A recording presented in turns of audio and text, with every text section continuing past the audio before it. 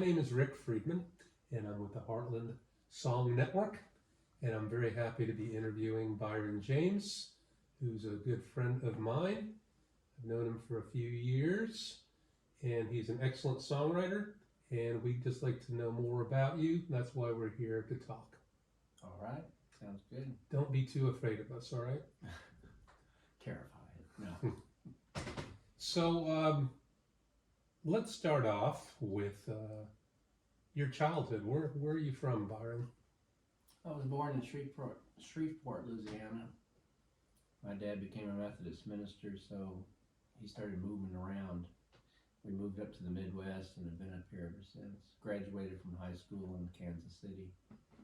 Do you have brothers and sisters? I have 3 sisters. Are you the youngest of the group? I'm the second to the oldest. Second to the oldest, okay. When did you get pointed in the direction of guitars and vocals and writing songs? I guess when I heard my first Beatle record. You had told me once that you were influenced by the Beatles and Beethoven. Well, my father exposed me to classical music very early, just 4 years old. My favorite song was the overture to Marriage of Figaro, and he loved Bach, so I was steeped in all that stuff, and that's really sparked an interest in music. The Beatles, Simon and Garfunkel, all the 60s music happened, and it just blew my mind. I wanted to be a part of it. I definitely hear classical music in your approach to music, and actually you play sometimes where you do classical music. I do. Followed by your original music. Talk about that. Well, it's at the Uplift Coffee House here in Lawrence. We do Sunday mornings, and I go in at 10 o'clock and play 45 minutes worth of classical music, and then our lead guitar player comes and does another 45 minutes of classic songs, but solo guitar. Then the band plays for 2 hours after that. How has Beethoven and Bach shaped the music that you write, or has it shaped your songwriting? Well, I have a song that I wrote, and I came up with this chord progression on it, and I thought, oh, that works pretty well. And it wasn't until I don't know, months later that I realized that it was a chord structure from a Beethoven symphony that I had listened to over and over again. So it's subconscious. Mm-hmm. The influences are subconscious. I'd write a song, and then later, after I recorded, I'd listen to it and go, oh, that's Paul McCartney coming through me, Mm-hmm. or something like that. Mm-hmm. Have any audience members ever expressed their appreciation for your classical background, or does it shine through in your music without you telling them that you're classically trained? I don't get a whole lot of comments like that. I get a lot of positive feedback, though, which is appreciated. Mm-hmm. Nice. Mm-hmm. When did you first learn to play guitar? I think it was 1968 when I got my first guitar. And you were born what year? 55. 55, so you were 13 or 12. Yeah. You got your first guitar, acoustic, electric? It was an electric guitar with real hard action. I didn't know any better, so I developed calluses real quick. Uh-huh. Well, that's funny. Electric guitar it seems like it would be much easier than Not this one. like a steel string acoustic. It was an old Epiphone, I think it was. Okay, so you had to really press down on it. Yeah. So you built up the calluses. How old were you when you ventured into your first original song?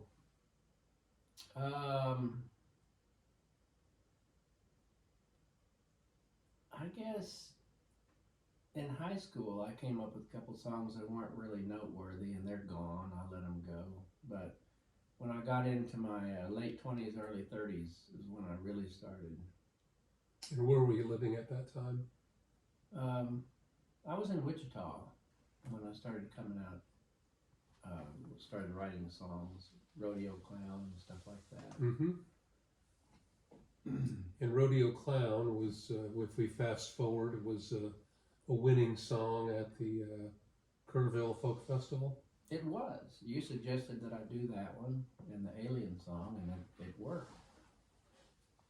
And is it true that you were angry with me for getting you into the Kerrville Festival? I mean, for telling you about it, which led to you winning, and then having to, goddamn it, go back to Texas. No, I appreciated that. No, you weren't angry with me. No. Okay, good. I'm glad. But so let's talk about the Kerrville. I know I'm kind of getting out of sequence here. I'm jumping through the years, but this was just a couple of years ago, right? Right. And you submitted, what songs did you submit there? Rodeo Clown and Aliens. Okay. And what do you think it was about those songs that made you decide? I mean, you have a pretty good body of work. Why those two songs? Well, generally because those are the two that you suggested, and I thought, okay, I didn't have any argument with that. Okay. And I noticed with a song like Alien, and I was there when you sang Rodeo Clown, and you had a great story introducing the song. Oh, yeah. I think you had the crowd in the cup of your hand, if that's the right phrase, cusp of your hand or cup of your hand. You had the crowd in your hands anyway, after telling that story of being youthful and going to the rodeo. Do you want to tell that story? Oh, yeah, as a young kid, I would go visit my Aunt Wanda, who, her husband was the rodeo clown. And we would watch just a couple of kids in, our cut off jeans and our dirty t-shirts, and we're sitting there watching, and these two guys came up to sit next to us, and they had all the fancy, the white shirt with the western tie and the fancy cowboy boots, and they were making fun of us, just laughing at us, how dirty we were and stuff. And the bull comes out of the ring and starts spinning now and slams his rear end against the fence right in front of these two guys. They built the fences so that they can't, they weren't in danger or anything. Mm-hmm. But the bull had a touch of diarrhea and just splattered these guys with, I think I called it essence of politics in the story. But that was a defining moment. I remembered that happening, and we just looked at him. But it's one of those moments of justice. Mm-hmm, mm-hmm. And I told it at Kerrville because I wanted it to be immortalized. That was a story well told. Do you have any background in the theater? I noticed with that story you told before, singing Rodeo Clown, and then in the song Aliens, you have a lot of conversation, should we say, where you're talking as if you were a Martian. Mm-hmm. Do you have any background in the theater? Because you pull it off very well. Not really. I mean, I took drama in high school, and I was in one of the high school plays, but that's about it. Mm-hmm. Never was an actor or anything like that. Never did any TV commercials. Mm-hmm. Now, you played around Wichita. When you lived in Wichita, how old were you? I was in my 30s. So this is in the 80s. Yeah, approaching 40. Mm-hmm. Did you ever do any? What was your best memories of your career as a singer in Wichita? Well, there are a lot of good memories. I played at a Lebanese restaurant for a while. It was kind of high end. A lot of good people would come in. And I was pretty well appreciated there. It was fun. I would play, they would have groups of people come in, and some of them would get into the music and start requesting things. Mm-hmm. Go ahead. I remember covering Simon and Garfunkel's America, and one of the wealthy people that had come in to listen to me had never heard that before. It was just really liked it. You know, one of those small little memories. Mm-hmm. But there was also small places, small one-room clubs like Kerrville's, which was right next to the university. Didn't make much money, but it was always fun to go into those little places and do shows. Mm-hmm.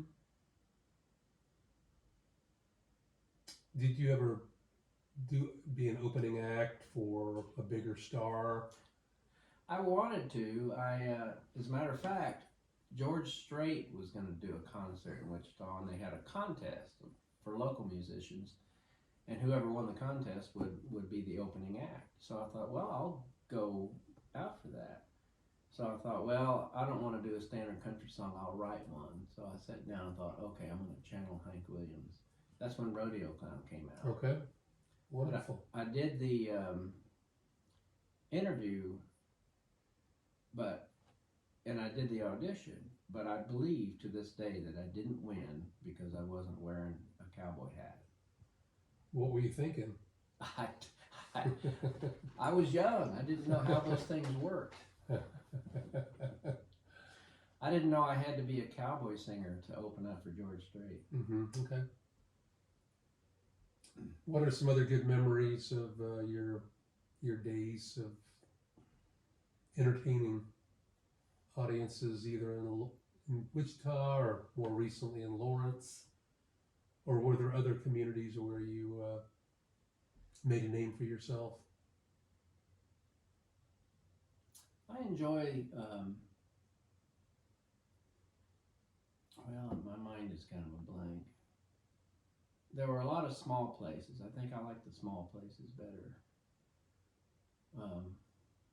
I do enjoy the uplift shows here. I'm sorry. I'm having trouble thinking. It's okay. What was the question again?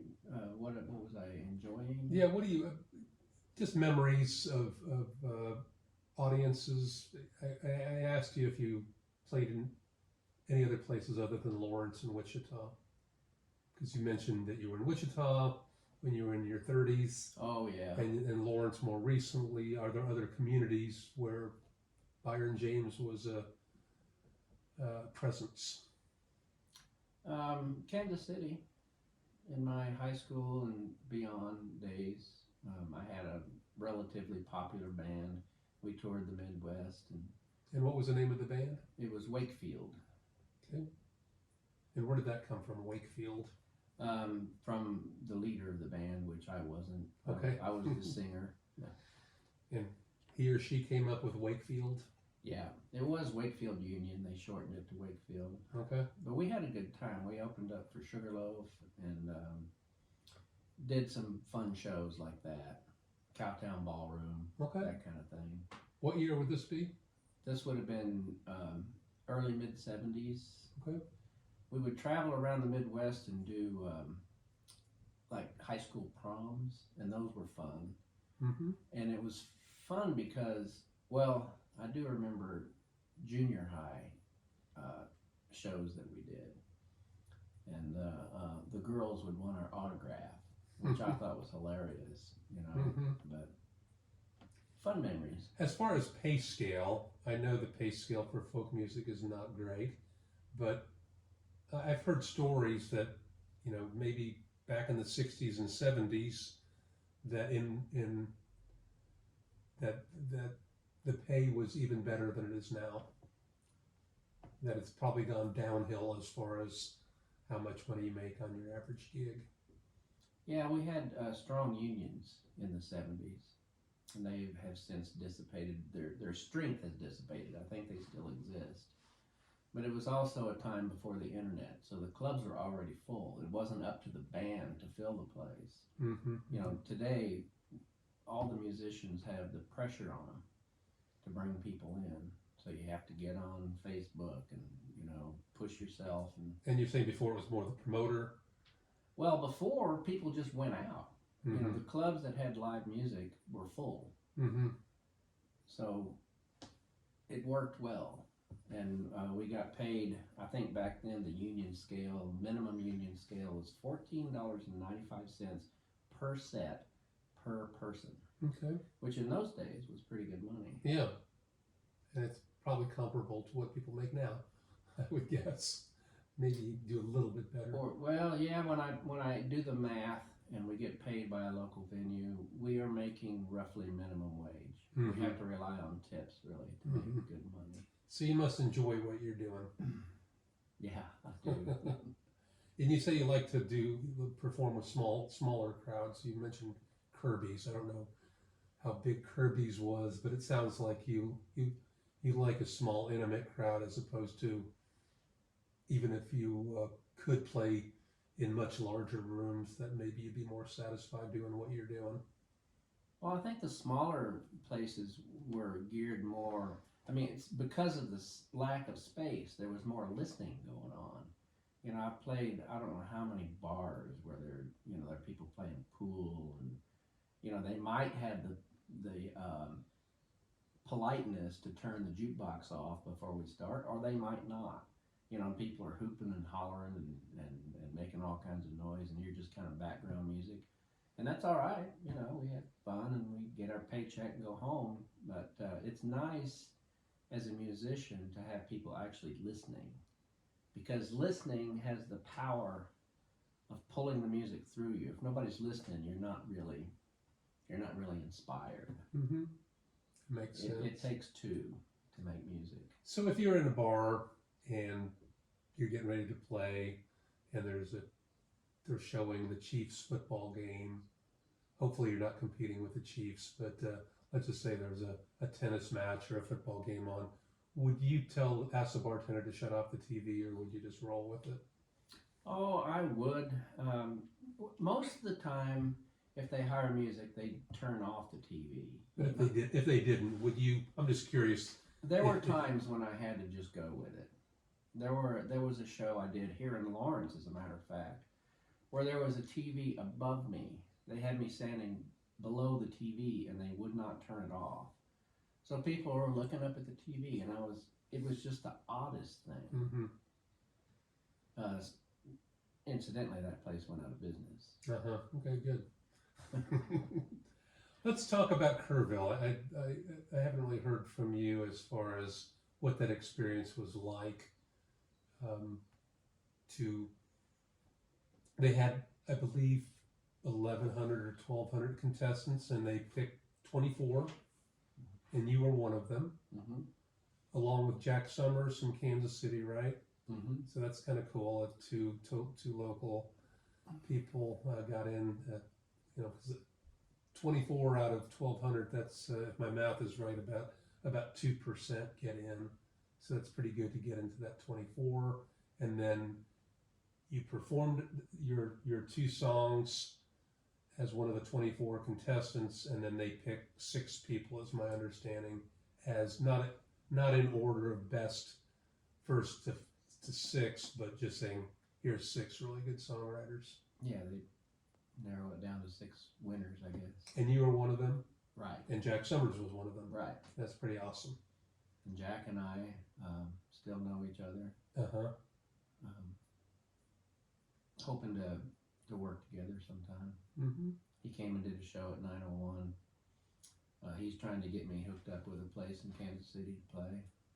So it's fun. We all bonded, all 6 of us. We traveled together after that. But the feeling about going through all that was that I was highly honored. I went down there without any expectations. Mm-hmm. I'm not used to winning things. I just went and did it. Mm-hmm. Mm-hmm. So it was a real honor. So you say you traveled with Jack in Texas? Was that part of the 6 people that won got to travel together? Yeah, we did a tour that lasted, I think, 8 days. We played mainly in wealthy people's houses, big houses. We did a couple of small clubs that were geared for it. One of the clubs we went to was also a pool hall. It was a very large building, and they had us set up there. We were doing our songs. Some of the guys came in that were going to be shooting pool that night, and they started making noise. Well, the manager of the club got up and told them all to be quiet, and I thought that was nice, to be paid attention to. Mm-hmm.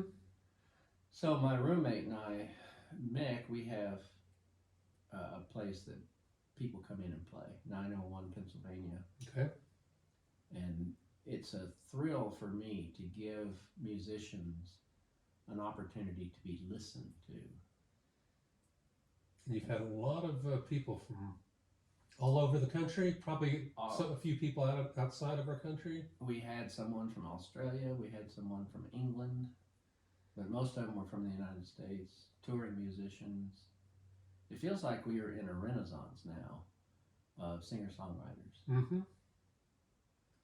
How many people can you can occupy 901 Pennsylvania as an audience? Well, the room is roughly 25 people, fills it up. And we can get a little more in there, but and there can be spillover in the next room. But 25 is real comfortable, and it's a nice room. Everybody likes it. And how do people hear about you? Hear about 901 Pennsylvania as far as a venue? Do you advertise? We do. I post on Facebook.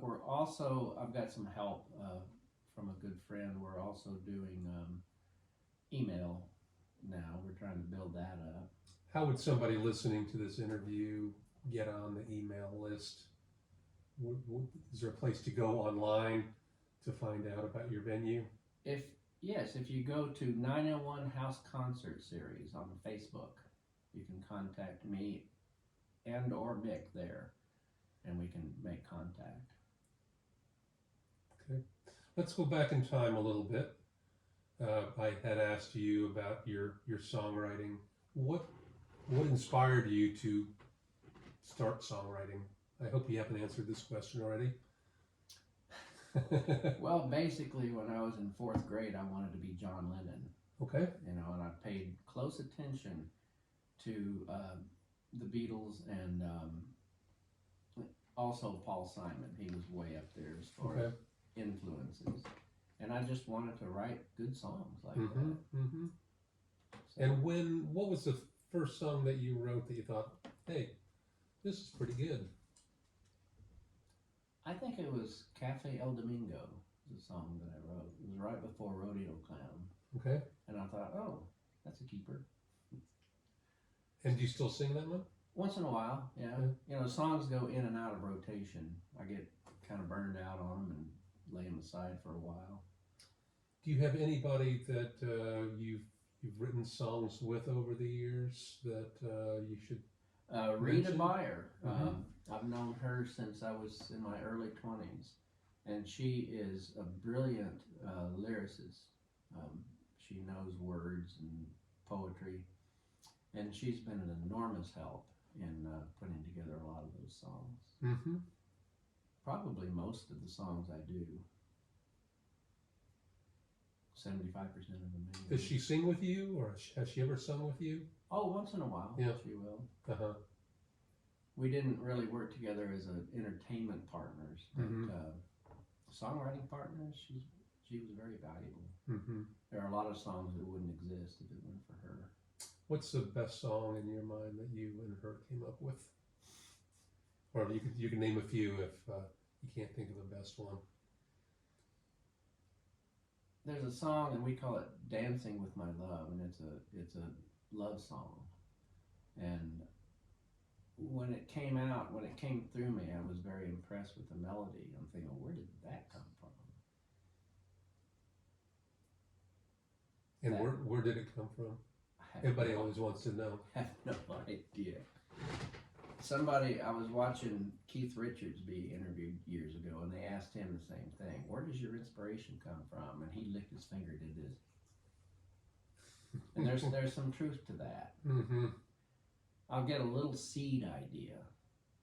Like I'm sitting there playing, and I came up with these 3 minor chords in a row, and I thought, that sounds kind of cool. So I built a whole melody out of it. Mm-hmm. You get a seed idea, and then you could do something. Mm-hmm. Something that's a little bit different. And what would you like to do? What is your wildest fantasy as far as the future of your songwriting career? Besides being on the Ed Sullivan Show? Yeah, you're too late for that. That's a boomer comment. No, I love the process of creating the song, finishing it out, and then getting into the studio and doing a good recording of it. And in the recording process, what a lot of people don't realize is that you've got the artist as the musician is an artist, but people don't look at engineers as artists, and they are the ones that do the mixing and mastering. Mm-hmm. There's a lot of art involved in that, and they'll take a rough song and make a jewel out of it. Mm-hmm. I think we call them studio recordings. Right. How many recordings have you made? I've made 2 CDs. Mm-hmm. Oh, I made a 45 when I was high school age. Oh, yeah? But Mm-hmm. it's gone. I don't You even. can't even find a copy of it? I don't think so. Okay. Where did you make a 45? It was at Cavern Studios. Okay, I didn't realize you could. I guess. Well, that was a long time ago. That was Yeah. before digital. Can you still make 45s? You can make what they call singles. Okay.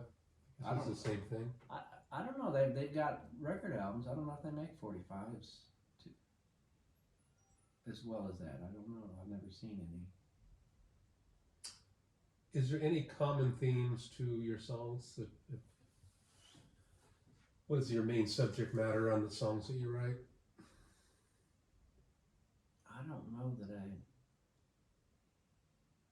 That's an interesting question. I think each song has something different in it. I think. I mean, I got a song about rodeo clowns and aliens. And love, of course, is Love is a big one. yeah. Do you play any instruments other than guitar? Not well. You play piano? I tinker on the piano. I'm not a pianist Mm-hmm. by any means. Mm-hmm. Mm-hmm. Is there anything that you would like to talk about that I haven't asked you?